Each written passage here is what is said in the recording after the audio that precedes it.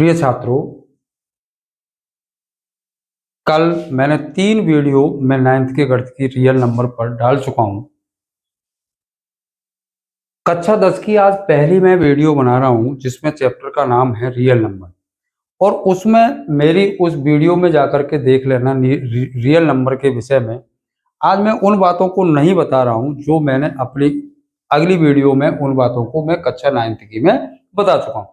इसके बाद आज हम चैप्टर की शुरुआत करते हैं और एक नई बात से शुरुआत करते हैं, और इसमें एक नई बात आती है। सर्वप्रथम एक नई बात आती है कि यूक्लिड विभाजन प्रमेय का क्या थी।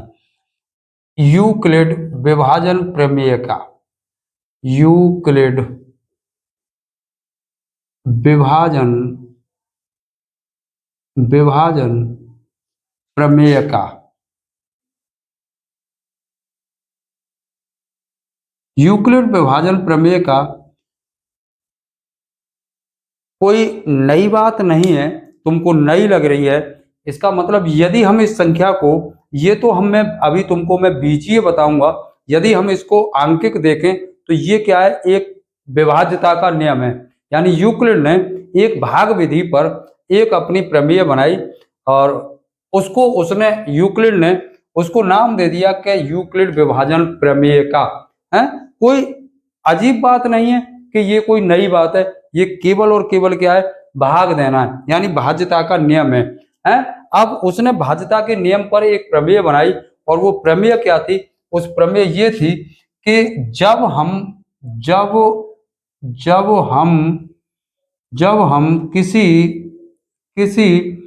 हम किसी धनात्मक पूर्णांक, कैसे पूर्णांक, यानी धनात्मक पूर्णांक ए को किसी अन्य धनात्मक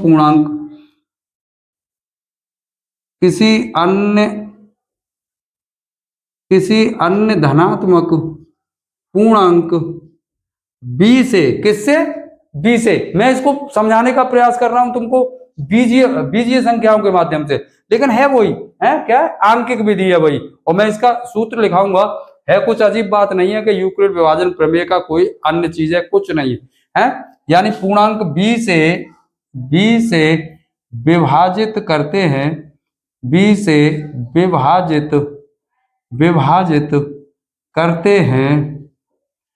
विभाजित करते हैं तो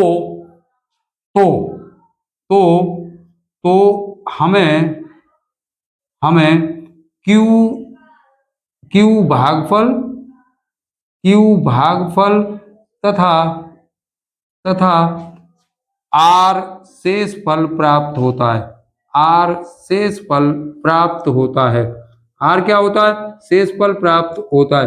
जब हम किसी संख्या को और किसी संख्या से भाग देते तो उनमें यही सब संख्याएं होती है कि नहीं होती है। ये क्या है, इस संख्या को इस संख्या से भाग दिया और ये भागफल आया, और ये क्या है, शेषफल आया। तो कोई नई बात तो है नहीं है कि यूक्लिड विभाजन प्रमेय का कुछ है का हुआ हो या कुछ हो, कुछ नहीं है।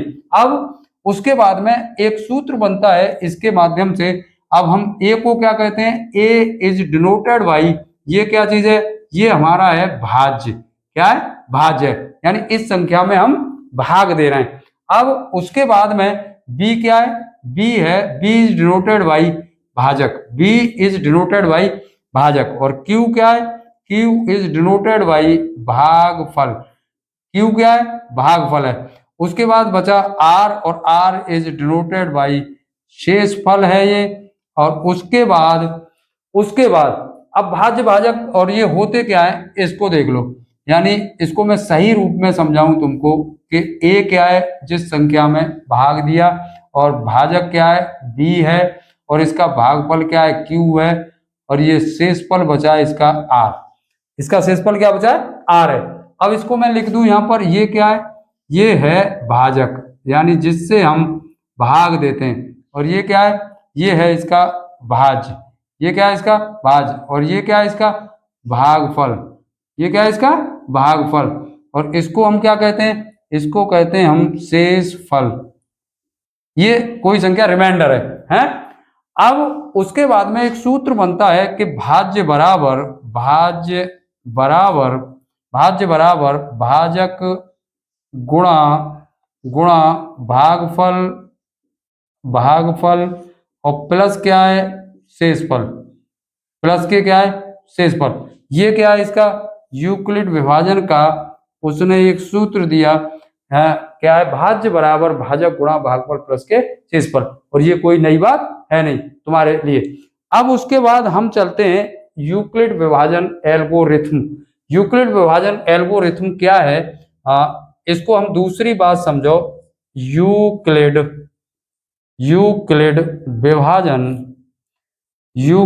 विभाजन एल्गोरिथम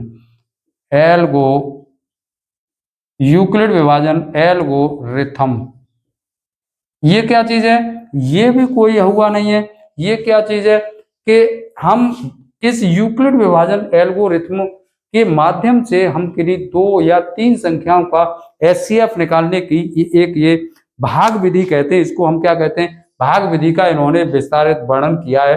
वैसे कोई बात है नहीं। अब उसके बाद में इस यूक्लिड विभाजन एल्गोरिथम का ये मैंने क्या माना था, वहां पर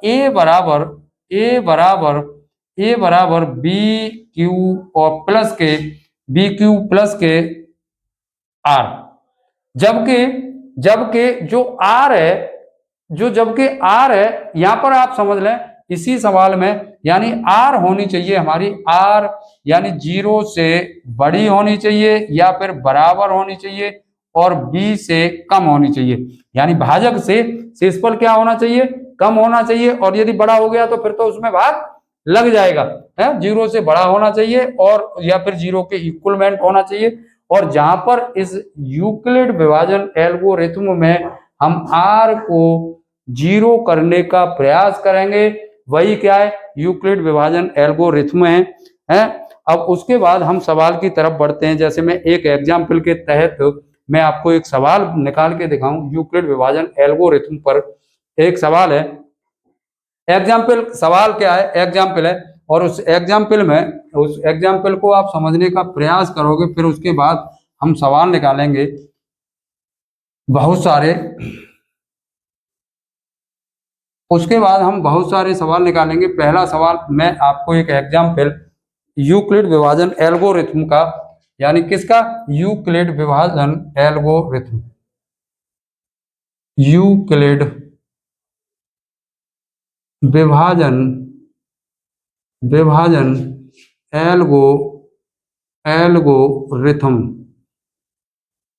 ये है क्या चीज, मैंने अभी तुम्हें बताया था, बहुत सरल मैं तुम्हें समझाने का प्रयास करूंगा। और वही है कि इस पर मैं a बराबर बी क्यू प्लस के आर पर क्रिया करूंगा मैं। और क्रिया कैसे करूंगा, यहाँ देखो, सबसे पहले मैं एक एग्जाम्पल के माध्यम से आपको समझाने का प्रयास करता हूं। और वो एग्जाम्पल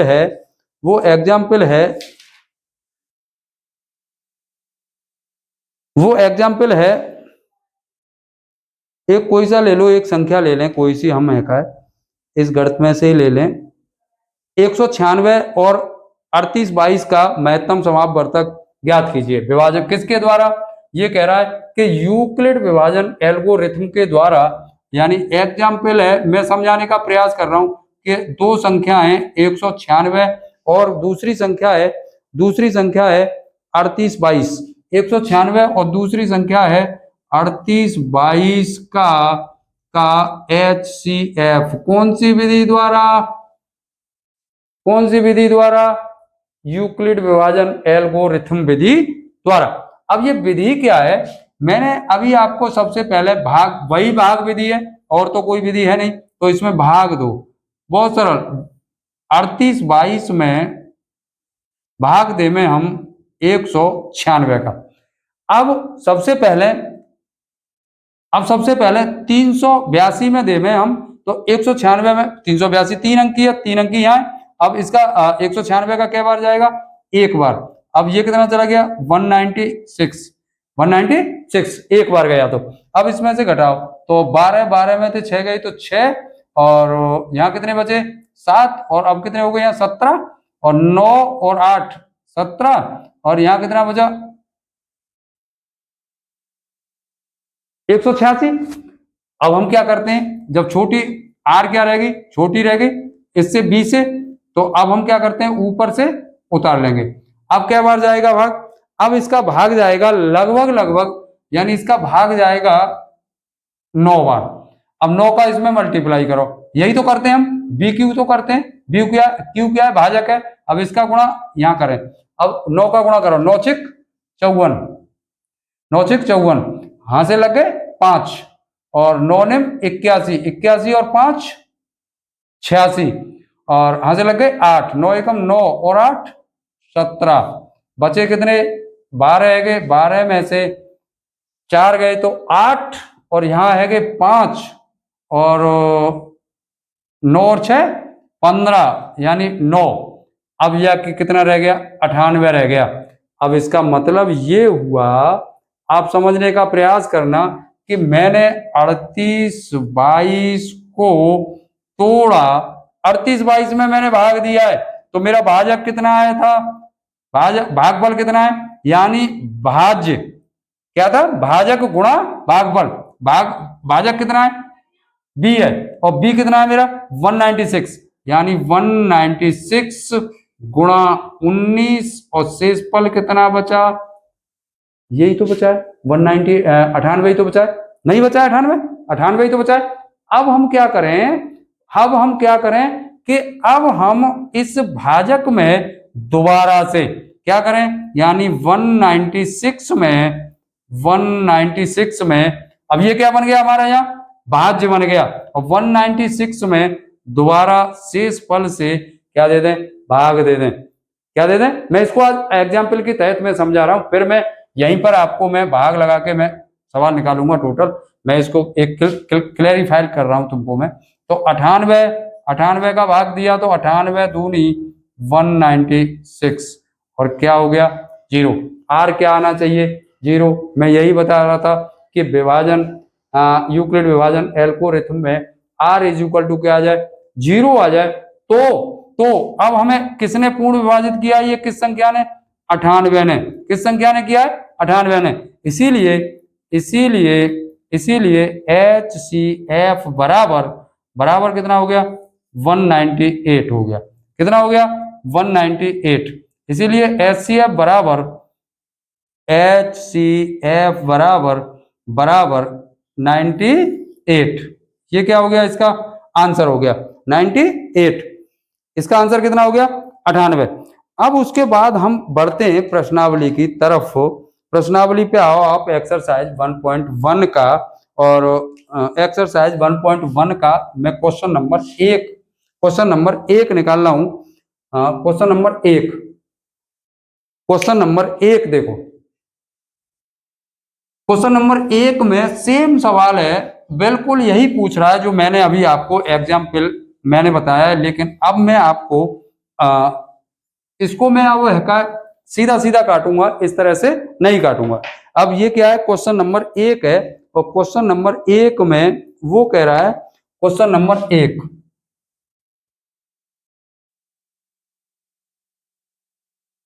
अब ये पहला सवाल है एक्सरसाइज का, 1152 व 1664 को पूर्णतया विभाजित करने वाली सबसे बड़ी संख्या ज्ञात कीजिए।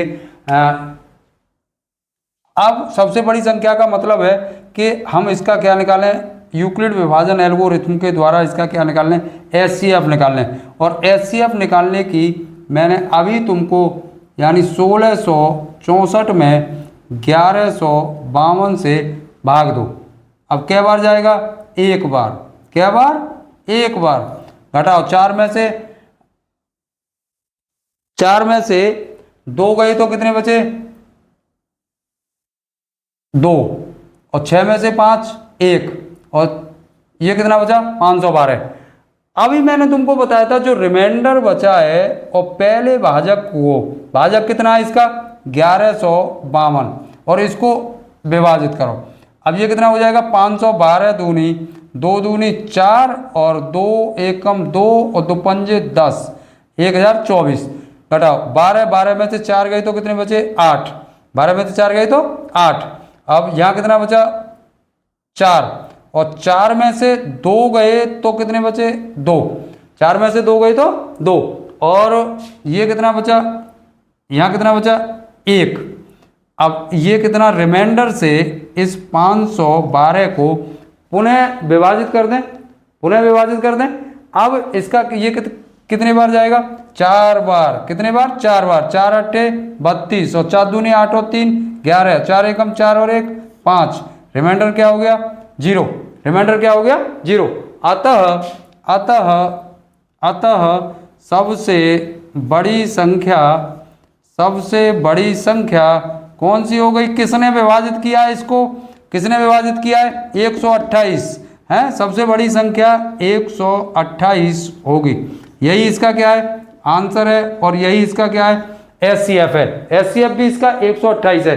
अब इसका क्वेश्चन नंबर 2 देखते हैं हम, question number 2, question number 2, question number 2 में, क्वेश्चन नंबर 2 में सवाल है, बहुत सही सवाल है और लॉजिक वाला सवाल है। क्वेश्चन नंबर 2 है, ये कह रहा है किसी धनात्मक पूर्णांक m के लिए, क्वेश्चन नंबर 2, किसी धनात्मक किसी धनात्मक पूर्णांक n के लिए, m के लिए, m के लिए, m के लिए वह रूप ज्ञात कीजिए, वह रूप ज्ञात कीजिए, वह रूप ज्ञात कीजिए, वह रूप ज्ञात कीजिए, वह रूप ज्ञात कीजिए जिसमें प्रत्येक धनात्मक समपूर्णांक को लिखा जा सकता है, जिसमें प्रत्येक धनात्मक, जिसमें प्रत्येक धनात्मक समपूर्णांक लिखा जा सकता है, समपूर्णांक लिखा जा सकता है, समपूर्णांक लिखा जा सकता है, देखो इसका आंसर क्या है, आंसर मैं बता दूं आपको, इसका आंसर है यानी m का वह रूप है यानी जिसको हम समपूर्णांक लिख सकते हैं, और m इज डिनोटेड बाय कैसा है धनात्मक पूर्णांक है।